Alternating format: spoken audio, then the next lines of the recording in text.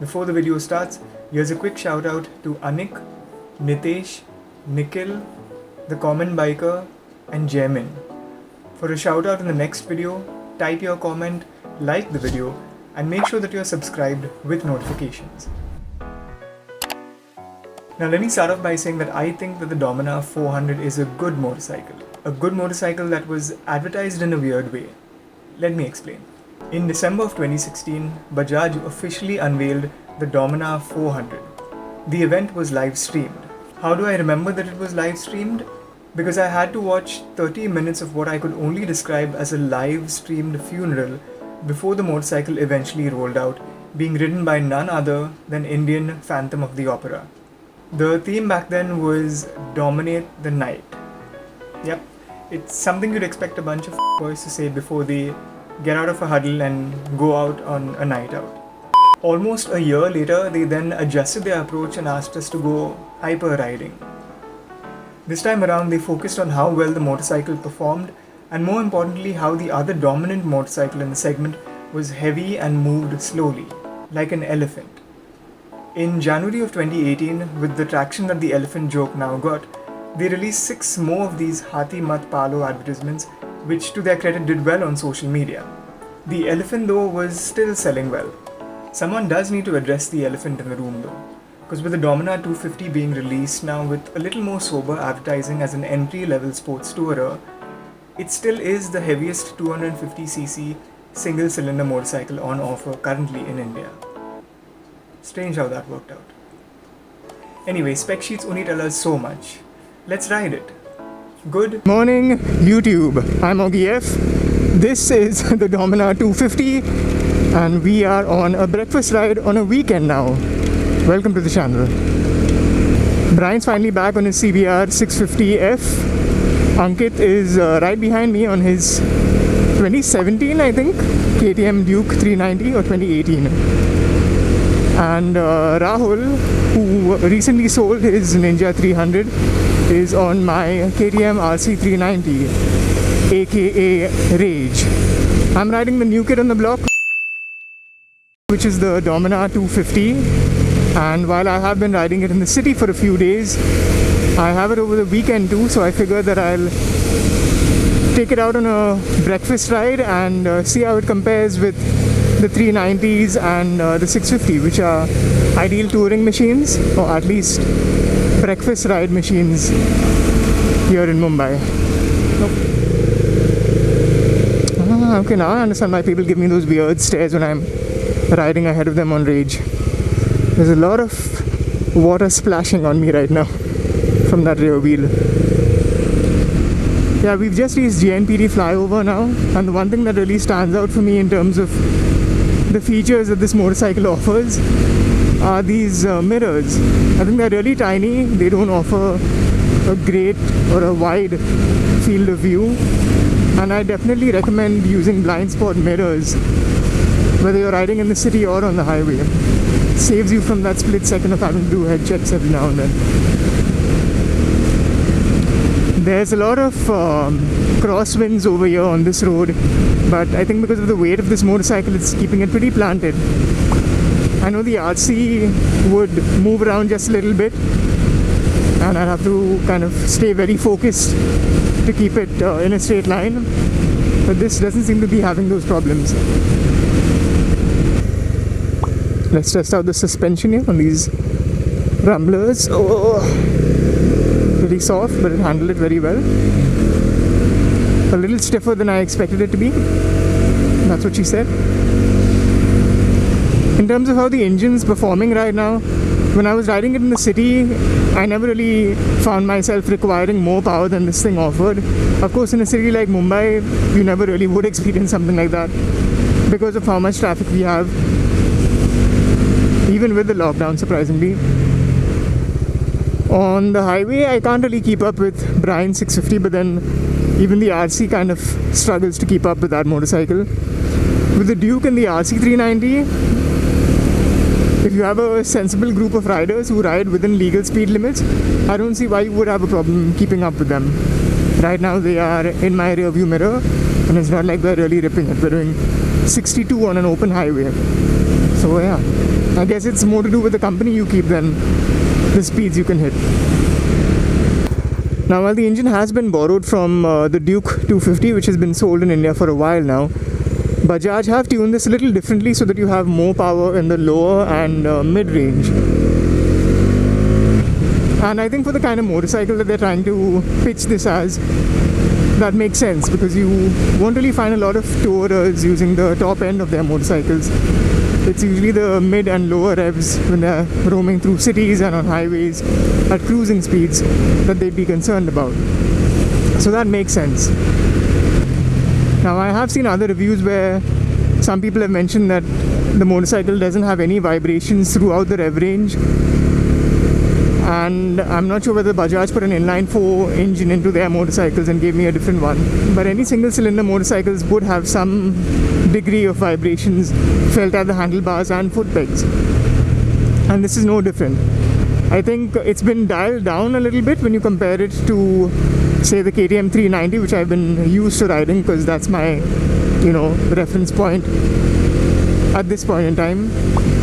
But yeah, the vibrations are pretty less in comparison, and they kind of smoothen out between 5 and 7,000 RPMs. So I think that's where the sweet spot of this motorcycle lies, if you're looking for a comfortable ride, that is. Before we get into my thoughts on the handling of this motorcycle, I think we need to address some of the changes that Bajaj have made to some of the components from the Dominar 400 to the Dominar 250. This gets a 37mm front forks in comparison to the 43mm that you get on the Dominar 400. It also has a box section swing arm, which I guess is to reduce cost, and to be fair, it doesn't really affect performance that much. However, this motorcycle does have the longest wheelbase in the 250cc segment right now, and because of that, the handling of it is a bit sluggish. Now again, I know Bajaj haven't made this motorcycle to be something that you can go around wiggling in traffic, doing the Shakira dance like most people do. And if you're looking for something that can help you achieve that, well, you need to look away from the Dominar, because there are other motorcycles in the Bajaj range that will help you achieve that. The Dominar is a little more refined and meant to be out on the highway a lot more than it is meant to be in the city. And it's supposed to be giving you that initial taste of touring, which then makes you yearn for more and then go on to something like the Dominar 400 eventually.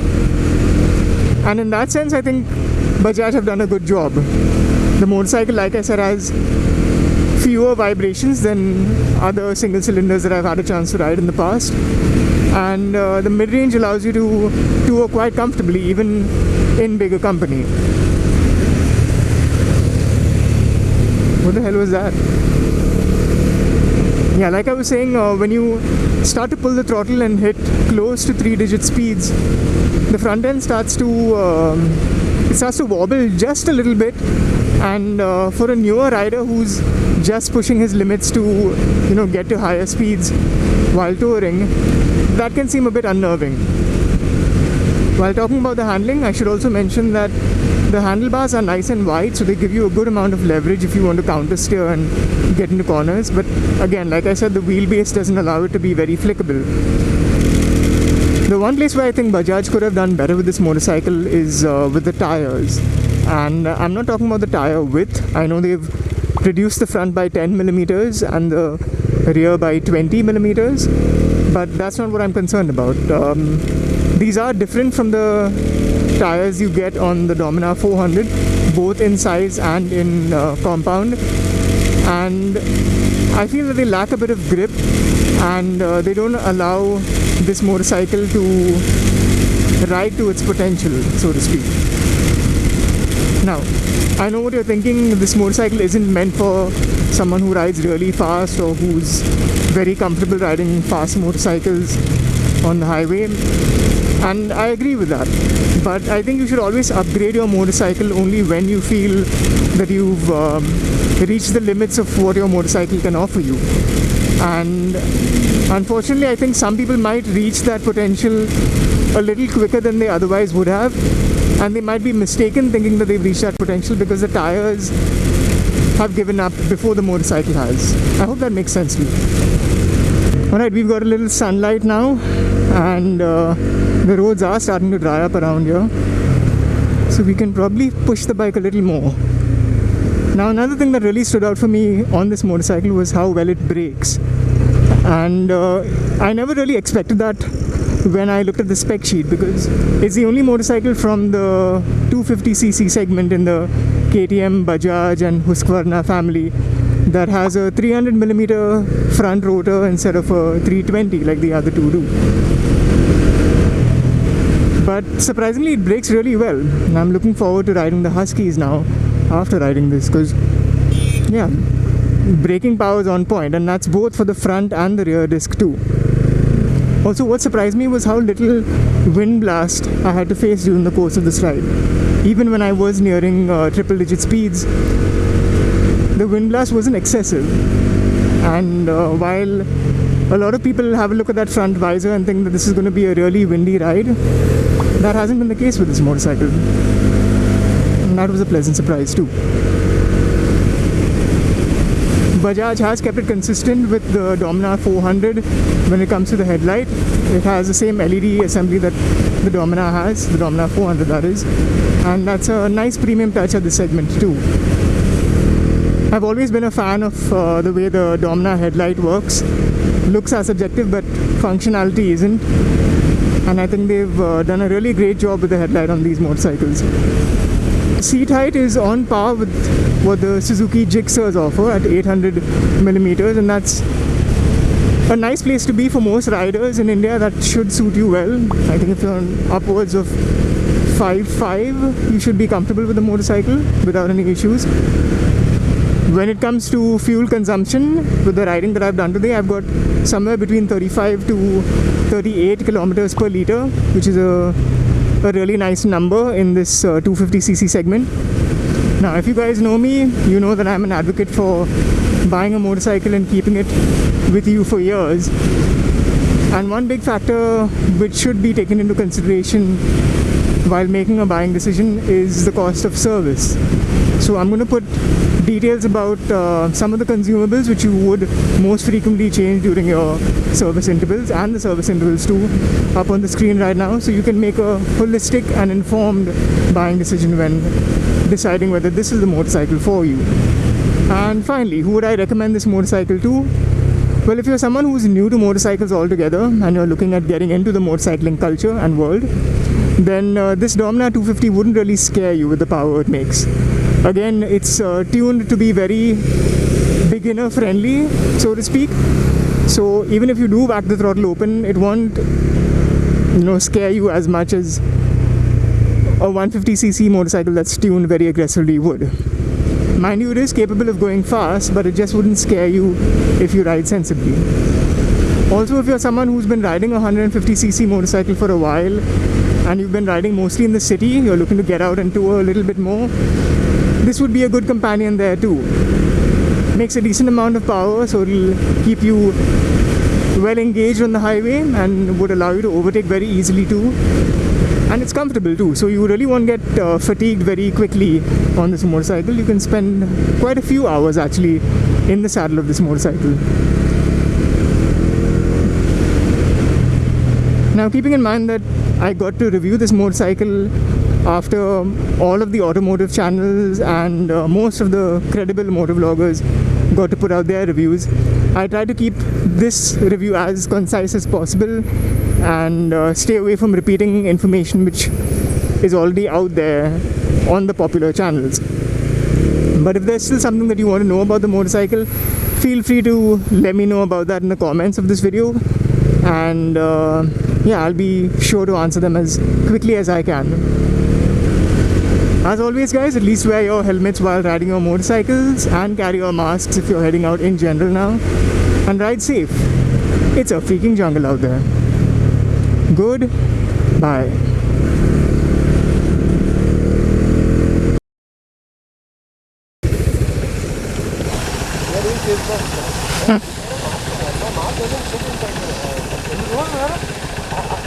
I don't wear a mask. I'm wearing a balaclava.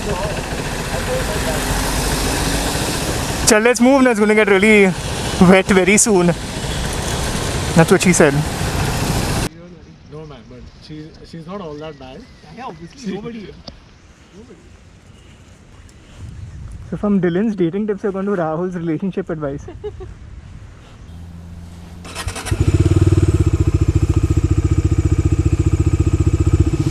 For a 250, this sounds pretty nice.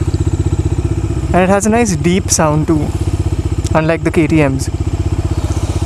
And with that, we are done for the day. Director? Oh, it's now time for you to edit. Wake up. Editing time, Bane. Time to edit the video. Bane. I don't think this video is going to be out in time soon. Anyway, that's a wrap. See ya.